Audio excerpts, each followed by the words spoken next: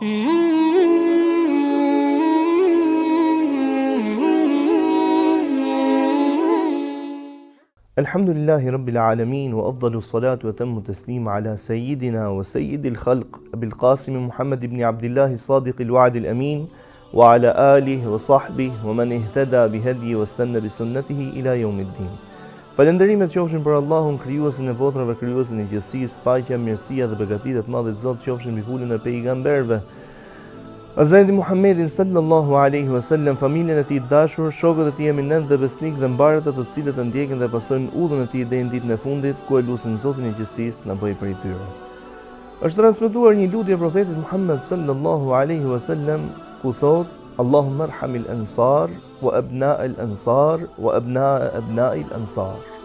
Zot, mëshiroj ansarët, medinasit, vendesit, ata të cilët ju gjendën dhe i erdhën në ndihmë të dërguarit Zotit alayhi salatu wasalam dhe emigrantëve nga viset e ndryshme, duke sakrifikuar pasurinë e tyre, duke u ofruar atyre dashurinë dhe afrimitetin që duhet ketë çdo musliman për vllajën e tij. Zot, mëshiroj ansarët, fëmijët e tyre të ansarëve dhe fëmijët e fëmijëve të ansarëve.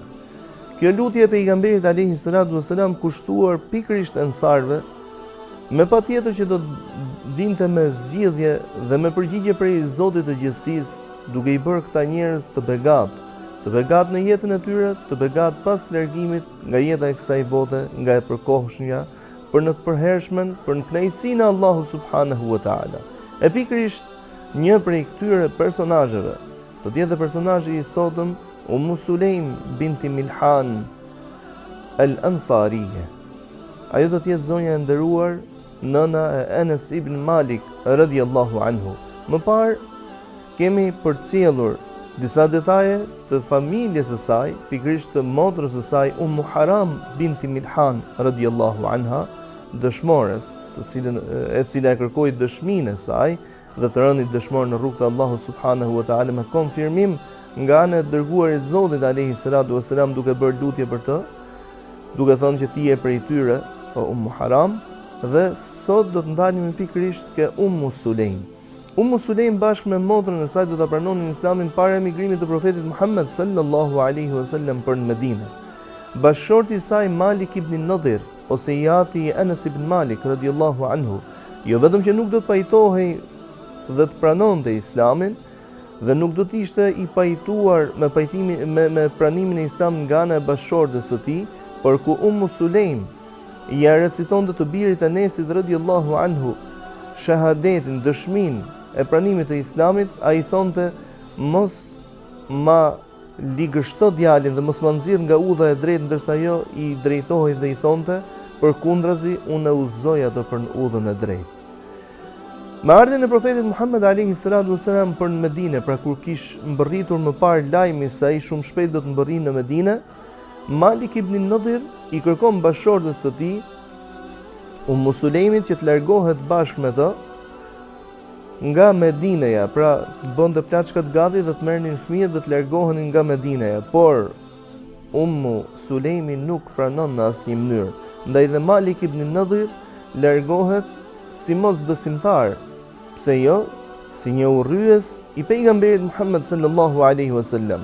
Mirë po pa mbërritur në trojet e Shamit, ose në kufit e Shamit të sotëm, ai vritet nga ana e armiqve të tij, ose atyre personave që kishin hasën dhe hasmëri me të në atë kohë. Me ardhen e profetit Muhammed alayhi salatu wasalam në Medinë del në pah dhe personaliteti i personazhit ton, Sulejmit. Në shtetin e sapo formuar dhe për t'i uruar mirëseardhjen të dërguarit Zotit sallallahu alaihi wasallam Medinasit, kontribonin dhe jepnin gjithçka për ta mbështetur të dërguarin e Zotit, gjithçka monetare. Ndoshta diçka e tillë nuk gjendej tek Sulejm, mirë po kjo grua e zgjuar, kjo grua e mençur dhe tepër e urtë, vjen tek i dërguari i Zotit sallallahu alaihi wasallam me djalin e saj të vogël, Enesin radhiyallahu anhu, duke i thënë: o i dërguari i Zotit, ky është djali im Enesi, të cilin e kam sjell për të qëndruar në shërbimin tënd. Ndaj lutu për të, dhe i dërguari i Zotit sallallahu alaihi wasallam u lut për të duke thënë: Zot i jepi jetë të gjatë shtoja bereqetin në pasuri dhe në familje. Enes ibn Malik radhiyallahu anhu do të jetë një ndër sahabët e pejgamberit alayhi salatu wasalam i cili do të jetojë më gjatë, ose ndër ata të cilët do të jetojnë më gjatë. Për sa i përket fëmijëve të tij, ai ka thënë në lidhje me një kolerë apo malarie që ra aso kohë në viset e Shamit, në trevat e Shamit, thotë kam dëgjuar se në trevat e Shamit mua më kanë vdekur 75 fëmijë. Pra fëmijë konsiderohet dhe niprit e mbesat, ndërsa bereqeti në familjen e tij ishte në mënyrë të vazhdueshme. E nuk kishte si të ishte ndryshe, ku nëna e tij do të ishte në kërkim të bereqetit nga ana e pejgamberit alayhi salatu wasalam në mënyrë të vazhdueshme. Pra me këtë veprim të cilin ajo e bëri, tregoi mençurinë e saj, tregoi se sa larg shikonte ajo dhe se sa vizionare, sepse një fëmijë i vogël i cili vihet në shërbim të dërguarit Zotit alayhi salatu wasalam, ai do të mësoj prej tij, prej sjelljes së tij, do të marrë prej xhevahirëve të cilët ai i transmeton prej Zotit të gjithësisë dhe skazësi dhe prej bereqetit të dërguarit Zotit alayhi salatu wasalam. Vërtet ai ishte shërbëtori i dërguarit Zotit i privilegjuar me këtë term të tillë dhe do të jetë një ndër dietarët e sahabëve dhe një ndër transmetuesit më të mëdhenj të haditheve dhe ndodhive të pejgamberit Muhammed sallallahu alaihi wasallam. Sulejm do të ishte një dashamire e fesë së Allahut dhe një dashamire e dërguarit të Zotit sallallahu alaihi wasallam. Ajo do të veçohej nga ana e dërguarit të Zotit me vizitat e tij në mënyrë të vazhdueshme dhe sikurse e kemi shpjeguar dhe më parë kur folëm për motrën e saj Haram, këta konsiderohenin tezet e dërguarit të Zotit alayhi salatu wasalam për nga gjithëdhënia, tezet e të dërguarit të Zotit, ndaj dhe kishin një status të veçantë pra nga femrat e tjera, sepse gjithëdhënia merr të njëjtat ligje dhe gjykime që ka dhe afërsia e gjakut në Islam. Ndaj kur e pyetën të dërguarin e Zotit alayhi salatu wasalam se pse ti e veçon Sulejmin me vizitat e tua, ai përgjigjej dhe thonte dëshiroj të jem i mëshirshëm me të, duke qenë se dy vëllezërit e saj kishin rënë shahid dëshmor pranë rrugës së Allahut subhanahu wa taala. Sulejm na ka mësuar se si duhet t'ja dëshirojmë të mirën të tjerëve, të mos jemi kurrë egoist, por të mirën të cilën na ka begatuar i Madhi Allah me të, ta ndajmë bashkë me të tjerët. Vjen kjo zonjë nderuar Ebu Talha al-Ansari radhiyallahu anhu duke kërkuar dorën e saj, ndërsa Sulejm nuk i përgjigjet as po dhe as jo, duke as e refuzuar dhe as duke pranuar ofertën e tij. Thot më erdhi herën e dytë sërish për duke kërkuar dorën time dhe i thash o Ebu Talha, një burr si ti nuk mund të refuzohet, pra pasi kishte virtyte tepër të larta. Një burr si ti nuk mund të refuzohet, aq më tepër nga një grua si unë. Por ti je jo musliman ndërsa unë jam muslimane dhe nuk i takon jo muslimanit të martohet me muslimanen. I thot Ebu Talha al-Ansari radhiyallahu anhu pasi dëgjon diçka rreth Islamit, thot po çfarë duhet bëj? Thot shkon tek i dërguari i Zotit sallallahu alaihi wasallam dhe i dërguari i Zotit duke qëndruar në xhami bashkë me shokët e tij apo duke qenë në shoqërinë e shokëve të tij, duket në horizont Ebu Talha al-Ansari radhiyallahu anhu dhe i dërguari i Zotit i buzëqeshur i cili i thot shokëve të tij para se ai të mbrinte, ja tek po vjen Ebu Talha al-Ansari në ball ka ndriçimin e Islamit, pra ka ardhur për të pranuar Islamin. Dhe e pranon Ebu Talha al-Ansari Islamin në prezencë të dërguarit të Zotit sallallahu alaihi wasallam dhe më pas martohet me zonjën e nderuar Sulejm. Ndaj dhe kanë thënë sahabët e pejgamberit alayhi salatu wasalam se mehri, pra ajo kërkesa monetare që kërkohet nga ana e nusës, që i kërkohet dhëndrit, mehri më i mirë në Islam ka qenë mehri i Sulejm, e cila i prezantoi Islamin bashkëshortit të saj të ardhshëm dhe ai do ta pranonte atë. Dhe nisin një jetën e tyre këta dy bashkëshortë, ku kemi një ndodhi që na tregon se sa lart qëndronte kjo zonjë nderuar.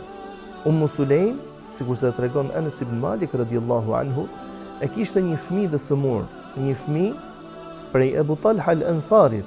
Thot dhe Ebu Talha del duke lënë fëmijën e tij të sëmur, del duke vizituar të dërguarin e Zotit sallallahu alaihi wasallam. Kaderi dhe caktimi Allahu xhella xhelalu ishte që kur të kthehej fëmia të kishte vdekur. Ndaj zonja e nderuar e kish përgatitur, pra e kish larë fëmijën e saj, e kish qefinosur dhe e kish lënë në një qoshe të shtëpisë ose në një dhomë të shtëpisë, dhe kur vjen Ebu Talha pyet si është fëmia, thotë është më mirë se çka qenë. Pra gjendja në të cilën është tashmë është larguar nga jeta e kësaj bote, duke u drejtuar për në xhennet. Thotë ndaj dhe i shtroi darkën dhe pas darke shkuan të flejnë gjumë duke patur intimitet me njëri tjetrin. Kur u gdhin në mëngjes, i thot Ummu Sulejm radiallahu anha bashkëshortit të saj Ebu Talhas. Thotë Ebu Talha, nëse dikush të ka dhënë një borxh dhe e kërkon atë borxhin që ta rikthej, a mund t'i themi ne atij që nuk e jap? Thotë absolutisht në mënyrë kategorike që jo, por duhet ta kthejmë borxhin, se këto janë virtytet e njeriu fisnik. Atëherë thotë unë po të bëj me dije se Allahu subhanahu wa taala na pati lënë një borxh, pra na pati lënë një fëmijë, na pati dhënë borxh dhe ai e ka marrë atë, ndaj pajtohu me caktimin e Allahut. Ebu Talha al-Ansari me të shpejt del nga shtëpia duke shkuar tek i dërguari i Zotit alayhi salatu wassalam dhe duke e njoftuar se për çfarë ka ngjarë apo çfarë ka bër Ummu Sulejmi. I dërguari i Zotit alayhi salatu wassalam e pyet dhe i thotë Ebu Talha, a keni patur kontakt me njëri tjetrin mbrëm? I thot po, i thot Ebu Talha, thot Zoti ju dhash bereqet në mbrëmjen tuaj. Pra pat qenë një mbrëmje e veçantë për ju dhe plot bereqet për i Zotit. Për kësaj mbrëmje do të linde, pra për këtij kontakti intim do të linde pikërisht zotëria i nderuar Abdullah ibn Abi Talha al-Ansari, një prej personave të veçantë dhe tepër të begat, për cilin kanë thënë që atij i dha Allahu 7 fëmijë, dhe që në 7 fëmijët ishin prej hafizlerëve, prej memorizuesve të Kuranit famlar. Pra shikoni përgjegjësia e veprimit se çfarë bën.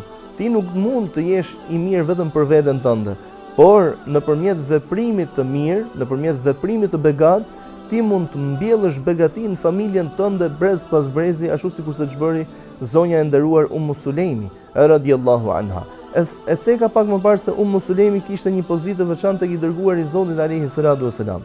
Dhe kjo për kujdesin që ajo të tregonte për dërguarin e Zotit sallallahu alaihi wasallam. Ku tregon Anas ibn Malik radhiyallahu anhu dhe thot, imema kishte bagti, ndaj shpesh e mblidhte atë bulmetin dhe kur nuk e harronte të dërguarin e Zotit sallallahu alaihi wasallam. Thot një ditë prej ditësh i dha një motrës time një enë me bulmet, të cilin e kishte përgatitur për të dërguarin e Zotit alayhi salatu wassalam. Thotë dhe pasi e dërgoi tek i dërguari i Zotit, tha zbrazja një enën, thotë dhe kur e zbrazën, domethënë atë enën tonë dhe erdhi në shtëpi, thotë nëna e gjeti sërish atë të mbushur plot. I tha motrës, a nuk të thash që ta dërgoje tek i dërguari i Zotit? Tha po nën, e dërgova atë enën dhe ja tek gjendet e kam dërguar tek i dërguari i Zotit. Do si ka mundësi nëse e ka marrë i dërguari i Zotit bulmetin dhe ena është sërish plot? Thotë shko dhe pyet, thotë shkoi dhe e pyeti të dërguarin e Zotit alayhi salatu wassalam, i cili tha, o Ummu Sulejm, ti përkujdesesh për të dërguarin e Zotit alayhi salatu wassalam dhe këtë e bën në emër të dashurisë që ke për Allahun dhe fenë e tij. Çfarë e privon apo çfarë mund ta mbaj Zotin e gjithësisë që të furnizoj, pra të më furnizoj edhe mua nëpërmjet teje, por të furnizoj edhe ty, pra është kafsha ajo e cila të furnizon apo është Allahu? Thotë Enes radhiyallahu anhu, vallahi thotë e kemi konsumuar atë bulmet për ditë me radhë, pra jo vetëm një ditë, por për disa ditë me radhë, pasojë e bereqetit të dërguarit Zotit alayhi salatu wassalam. Ajo është zonja e cila na ka mësuar se si duhet sillemi ne me sendet personale të dërguarit Zotit alayhi salatu wassalam. Me ato që njihet ndryshe si kërkimi i bereqetit për sendeve personale të vërtetuara të dërguarit ton të dashur sallallahu alaihi wasallam. Ndaj, thot një ditë prej ditësh i dërguari i Zotit i shtrirë në familjen time, pra ku shpesh herë shkonte dhe pushonte në shtëpinë e saj, thot i ulur mbi një copës ishte djersitur, thot aq shumë sa e mora atë copën ose çarçafin themi ndryshe, pra mbi cilin ishte djersitur, thot dhe shtrydha, dhe një veprim i tillë ka ndodhur disa herë me Ummu Sulejmin, thot dhe shtrydha tek parfumi të cilin unë e përdorja dhe këtë në kërkim të bereqetit të dërguarit Zotit sallallahu alaihi wasallam. Një veprim, një parfum për i cilit thot dietari i nderuar Muhammed ibn Sirin rahimahullah thot i kam kërkuar thot Sulemit që të m'jepte pak apo të m'jepte diçka prej parfumit me të cilin e kish përzier me djersën e dërguarit Zotit alayhi salatu wasalam, ku Sulemi ka thënë që kur parfumi u përzie me djersën ai ishte shumë herë më i mirë dhe me erë dhe me aromë akoma më të këndshme. Parfum me të cilin Muhammed ibn Sirini ka lënë amanet që kur të vdesi, pra ta lyejnë me të kur ai të shkojë në varr. Një amanet të tillë e la dhe Enes ibn Malik, djali i saj, po një diçka të tillë e bëri dhe zonja e nderuar Sulemi ditën kur u largua nga jeta e kësaj bote rreth viteve 40 të Hijretit, duke na mësuar se si duhet sillemi me sendet e pejgamberit alayhi salatu wasalam, dhe se i dërguari i Zotit sallallahu alaihi wasallam nuk është i begat thjesht në sjelljet dhe në veprimet e tij, por dhe në jetën e tij personale. Një ditë prej ditësh i dërguari i Zotit alayhi salatu wasalam teksa gjendej tek shtëpia e tyre, merr një enë për cilës enë lëkurë nga e cila pinin ujë, pra dhe i përdornin për ujë, dhe pin ujë nga gryka e saj. Thot Sulemi kur e pa e mori dhe e preu atë grykën e enës, thot dhe e ruante më njan, sepse ishte një gryk nga ku kish pirë ujë i dërguari i Zotit alayhi salatu wasalam. Apo sikur se ruante dhe flok të pejgamberit alayhi salatu wasalam. Kjo nëse tregonte për diçka dhe nëse tregon për diçka, nuk tregon për shejtërimin që ne i bëjmë njeriut. Ne për dërguarin e Zotit alayhi salatu wasalam themi se ai është njeri, por nuk mund të jetë si njerëzit e tjerë. Pasi Zoti xhel xhelalu e veçoi atë duke e përzgjedhur dhe duke e bërë atë profet të fundit. Pra për nga krijimi mbar profetët janë njerëz. Ata nuk kanë fuqi mbinatyrore. Ato kanë mrekullimet të cilat i ka pajisur Allahu xhel xhelalu, dhe prej këtyre mrekullive janë dhe bereqeti, qoftë i kontaktit me këta të dërguar, apo qoftë dhe i sendeve të tyre personale dhe sendeve të cilat ata i kanë përdorur gjatë jetës së tyre, një bereqet i cili nuk largohet me vdekjen e tyre nga jeta e kësaj bote. Një ditë prej ditësh i dërguari i Zotit sallallahu alaihi wasallam, sikurse e përshkruan Abu Talha al-Ansari, thot e pash që ishte i lodhur i dërguari i Zotit në xhami, një lodhje e cila vinte nga uria. Ndaj i thot bashkëshortës së tij Sulemit, thot Sulejm, thot e kam parë që i dërguari i Zotit për nga zëri duke se është tepër i lodhur, ndoshta thot dhe i uritur. A ka diçka që mund ta gatuash për të? Dhe gatuante në mënyrë të vazhdueshme Sulejmi për dërguarin e Zotit sallallahu alaihi wasallam. Pra jo gatuante në shtëpinë e saj dhe i dërgonte të dërguarit Zotit.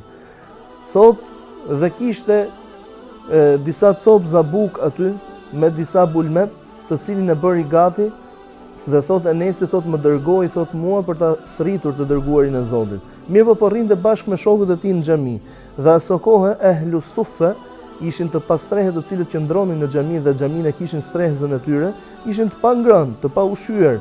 Ndaj dhe i dërguari i Zotit alayhi salatu wasalam pasi merr ftesën e Abu Talha al-Ansari, i thot burrave të cilët ishin me të, bujrëm të gjithë të shkojnë për tek shtëpia e Abu Talhas. Thot Enesi radiallahu anhu, unë i parapriva atyre duke njoftuar nënën dhe Abu Talhan radiallahu anhuma, duke i thënë për veprimin e dërguarit Zotit, dhe Abu Talha i cili u gjen thot në vështirësi pasi ishin shumë.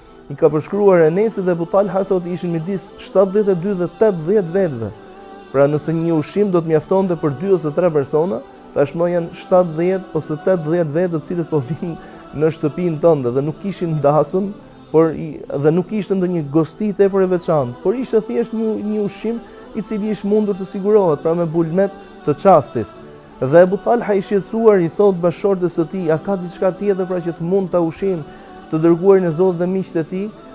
E pyet Sulemit dhe i thot çfarë ka ngjar?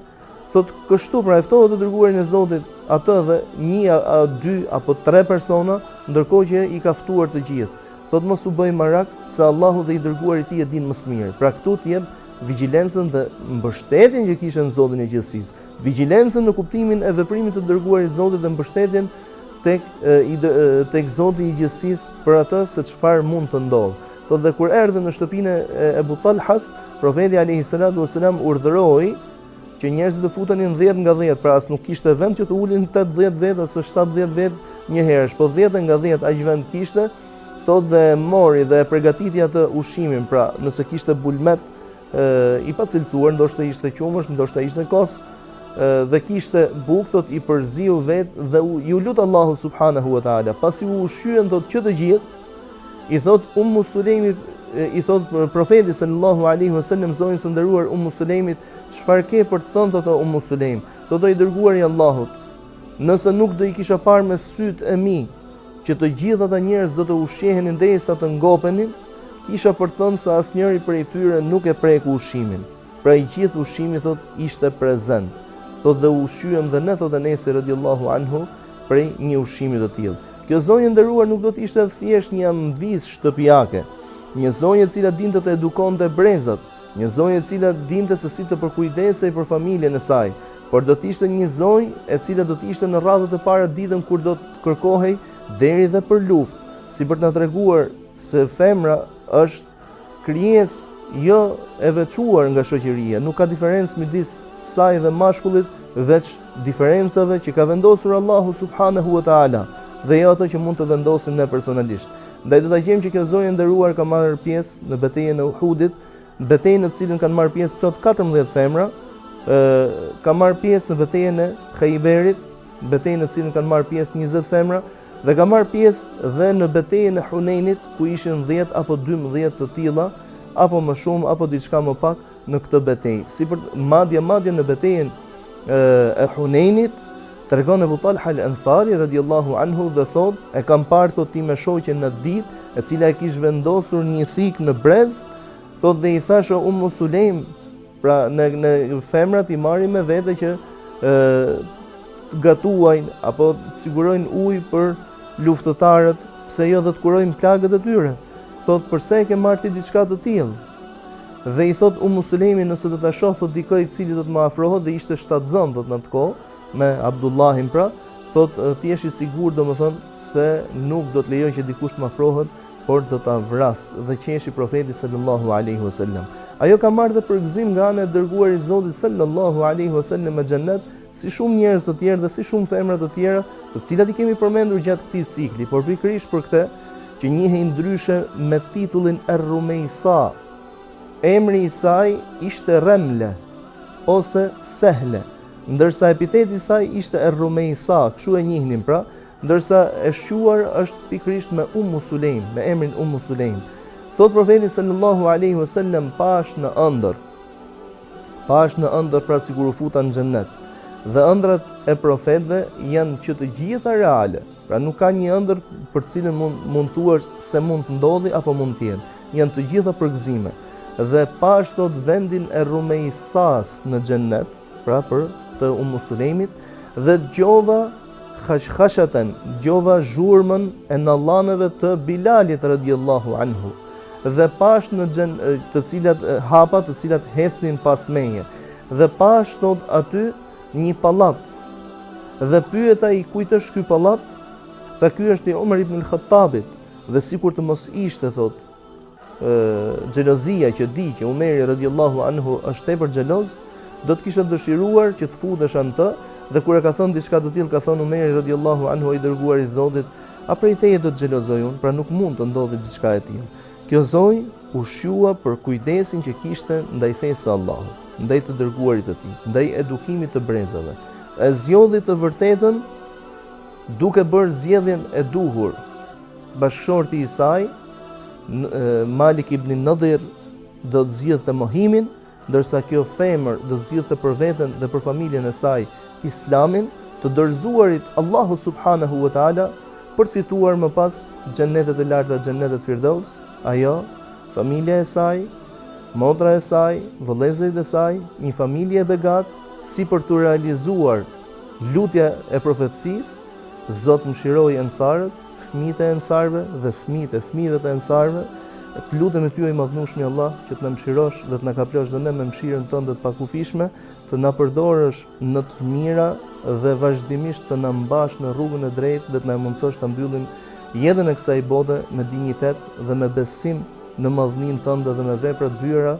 Amin. Walhamdulillahi rabbil alamin.